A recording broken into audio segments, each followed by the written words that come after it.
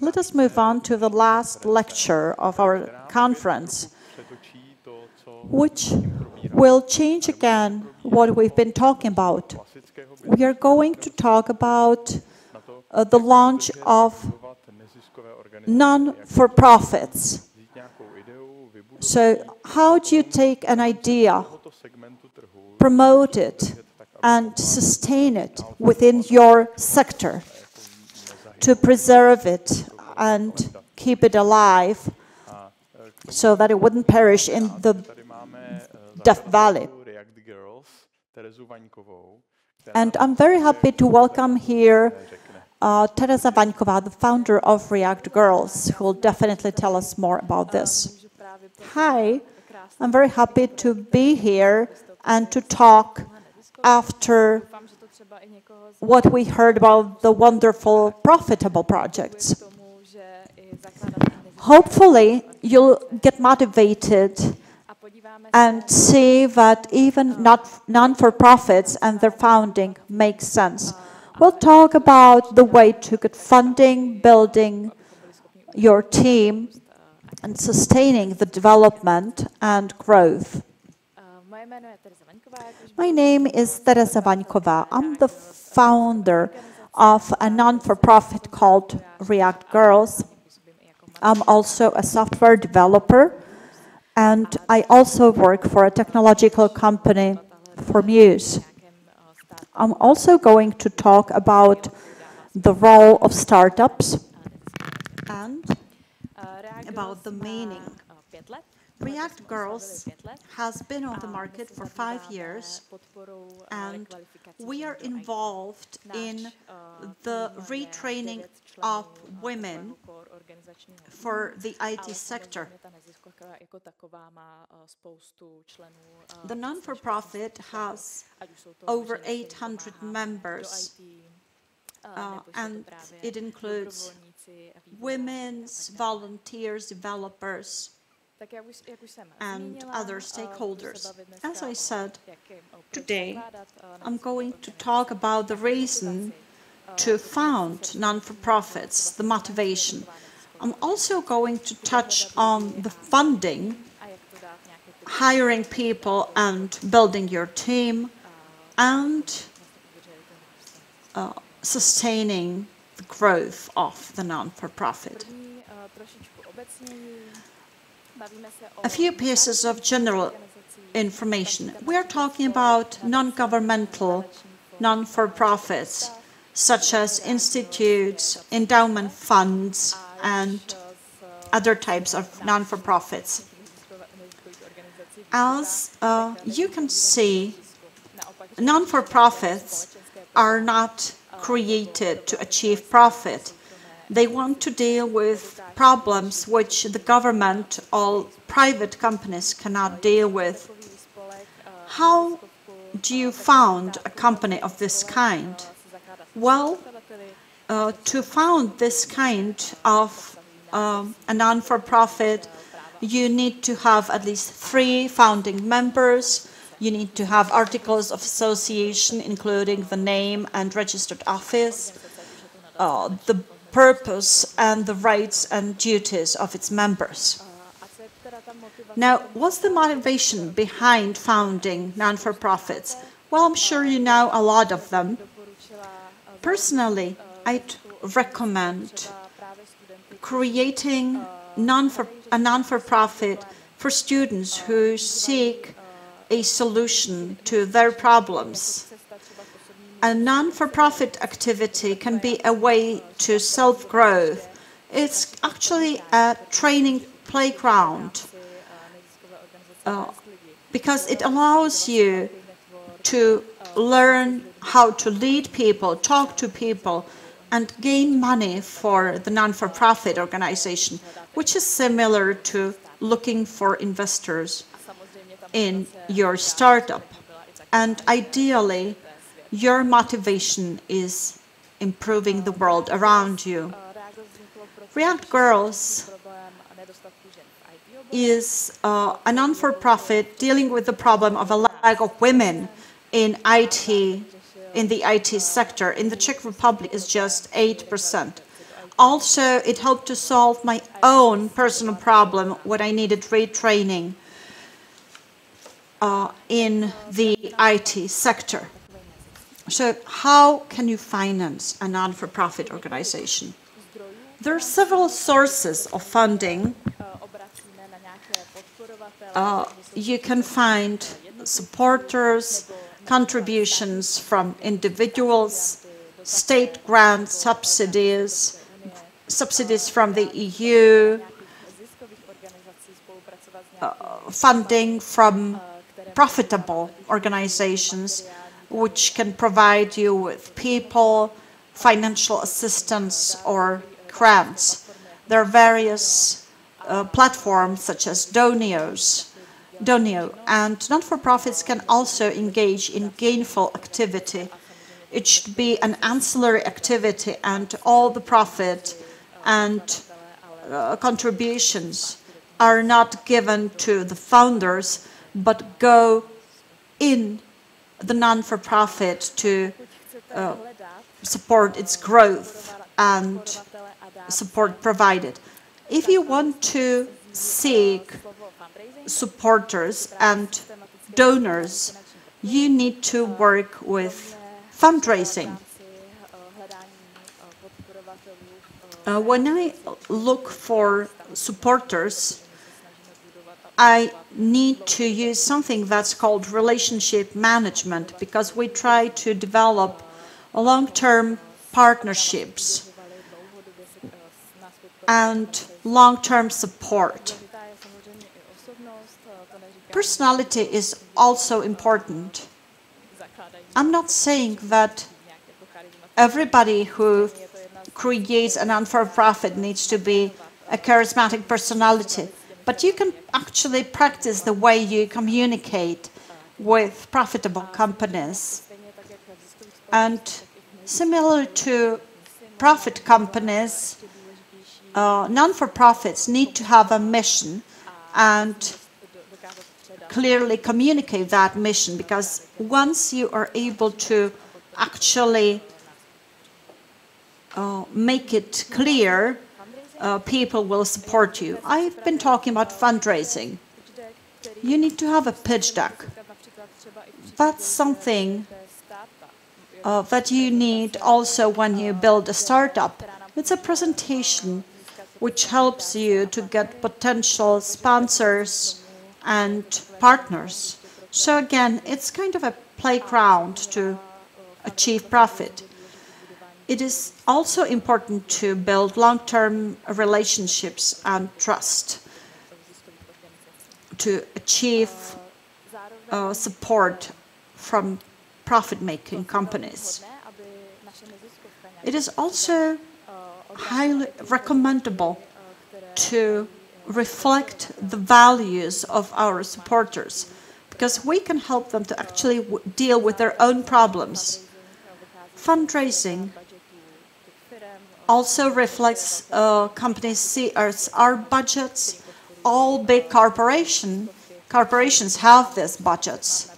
And if you're able to provide them with something more than other non-for-profits, it's definitely good for our purpose. So if you manage to help our partners to match our values, it helps us to create this long-term relationship. The founder of the organization may or does not have to be the fundraiser. There may be a team of professionals or experts. I've also talked about the importance of the mission. It is not surprising that it's similar as in profit-making organizations. You simply need to have a goal and purpose. You need to define the mission.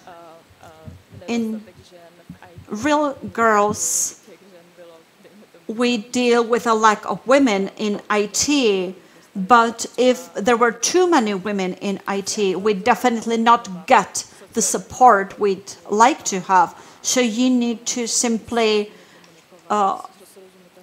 follow the market and communicate in a way which is easy to understand. As I said, ReactGirls has a mission consisting in getting more women in the IT sector. Our sponsors are mostly partners and IT companies. In return, we help them and give them support in the area of their hiring. If we are hiring women, we are giving teaching too, or we are also able to connect with brand marketing, helping with PR and brand marketing. We are also able to help with fulfilling the company's missions so that it makes sense to them as well. In an NGO, what I would call a typical feature is hiring people and building teams. Very often, team is composed of many volunteers. And it's easy to motivate people to work if we can pay them for the work. Ideally, besides the fact they are paid, they can be also motivated by liking the work and liking the mission of the company, while in an NGO, the mission is crucial, the most significant. As I said, we hire many volunteers. You must take into consideration what is their personal motivation. Why do they want to start working for an NGO? It's good to maintain the team in a close relationship with outputs. For instance, if ReactGirls succeed in getting some women to be hired in IT, it's good to share the stories and with the emphasis, it's also thanks to you. And in case of remuneration, if the NGO is able of, you can offer some both financial and not financial rewards. However, I recommend that if you want to set this up properly, you must count with the fact that a part of the team may get rewards while the other part may not. And it should be communicated openly why somebody is rewarded and the others are not, because it can discourage some volunteers as well if it is not transparently communicated. It is also good to offer positions to students because it's a source of experience for them. And even though if they work as volunteers or partial work contracts, they can gather a lot of experience. Or moms on their maternity leaves may be hired as well. Motivation of people. Across the teams, motivation is important. We ask volunteers, why do you want to get engaged? Often they are IT designers who, for instance, do not have in their mother companies enough of women, and they would like to have women colleagues. Also, sometimes people are interested in their personal development. We organize such personal development events, and designers or programmers may decide about their own personal development, which may be motivating for them as well. Also, time availability must be clearly communicated so that people know what is expected of them, although they are working on a volunteering basis. In case the NGO can offer financial reward, well, it is feasible, but it would be rather the last point in assessing the motivation. In ReactGirls, we have a so-called core organizational team, 9 people, that work on labor contracts. We have a team of volunteers. Typically, they are IT designers looking for the reward in helping retraining women into IT or learning themselves how to give conference, how to lecture, or how to manage or mentor properly other people. We try to address new and new volunteers. This is time-consuming. However, if people work for you based on their voluntary will, you may expect high turnover of people, so you must motivate, and introduce into the work new and new people constantly. So, sustainable growth, if you manage to have these pillars, you may hope that your NGO will grow and will prosper. However, we still must think of how to communicate our existence, our activities with profit-making companies. In other words, not forgetting relevance of our mission. We shouldn't forget that the profit-making companies do choose among NGOs, so we must communicate very well what could be our additional value to them, how we can help them to solve their problems, and how, among other things, we can be confronted with problems that are insolvable by the company itself, in what point we could help it. So key points: regular updating of the mission, adapt the direction of your organization to current societal challenges. From the very beginning, manage your growing costs permanently. You have labor cost, you have space, rental space cost, you have catering cost. These are the things that you must concentrate on from the beginning, because donations are less predictable source of funding, and you will always be dependent on other entities. And if the other entities do not prosper, they will tend to less support NGOs. And the third pillar is to build a network of partners and supporters. I mean, actively develop contacts for a long-term cooperation and financial stability, building a large network, which, after all, even if, if you build a beautiful NGO and it stops being effective, if you have this large network of contacts, you may shift your activities somewhere else using the previously gained contacts. Thank you very much for your attention. I am here for your possible questions. And that was also my email address on the screen. You may contact me. Thank you very much for your presentation. That was very interesting. The first question is, you said practically everything, but still, if you imagine you are standing on the starting point, you have an idea that is societally important and relevant, topical, but still you have to think about sustainability of the NGO. So what to do at the beginning? What are the first steps? What is recommendable so that you do not stumble and fall later? At the beginning, you should think seriously about whether I would like to have an NGO or a profit-making company, because both approaches are okay. And therefore, the very first consideration you must make is, am I really interested in implementing my activities in the form of an NGO? Do I have people who will support, who will follow me? Because NGO, these are the formats that react to current societal changes or challenges. There are reaction to problems that currently happen in the society. And I must think whether there are more people like me, whether they would join me in my endeavors.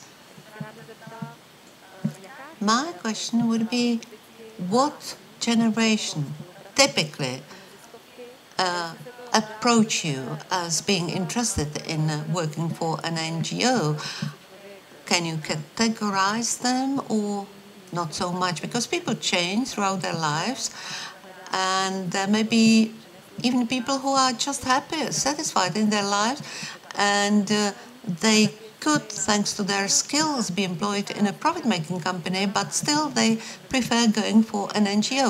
Would you say that this is a typical group of volunteers, or it's different? I would say that generation aspect is not the one that decides. There are either students who really want to gather the first initial experience to be put in their CVs, or moms on their maternity leaves looking for small money, or people who are employed in standard workstations and they do not feel completely filled. And therefore, in their leisure time, they want to do something that would be more meaningful for them. And in this category, there are people of all ages. In most of the companies, usually the key word, the buzzword is growth, growth and growth. What about NGO? Is rather stability, or is it also growth? In an ideal situation, it could be growth as well, but not such a dramatic, rapid growth. It would be rather slowly or more solid growth in terms of the team becoming larger, more people getting involved in an NGO, not only those I already listed, but also real candidates to become retrained in IT. So also growth, but not so rapid. You also said you could help companies with their hiring. Do you think that at some moments companies would cleverly react to this, approaching you, because people are always a difficult thing? Yes, 5 years ago, it was more difficult to find a junior IT designer than now. 5 years ago, women were more demanded and their motivation was bigger. Now the motivation is smaller because the number of junior IT designer is bigger, and therefore to find new ones, we can help the companies and we can introduce them to technology communities. We can help them making their brand in those communities. Updating, sure, that's clear. Mission must be updated, of course. But is it possible that it will sort of get in the background if a given industry sort of vanishes or ceases to be important? Is there a tradition to change a company into something completely different, or is there rather a trend that we say, okay, we sort of fail as an NGO, so we will just change the name? Basically, NGOs target at fulfilling their objective, and therefore, if they do, they can disappear.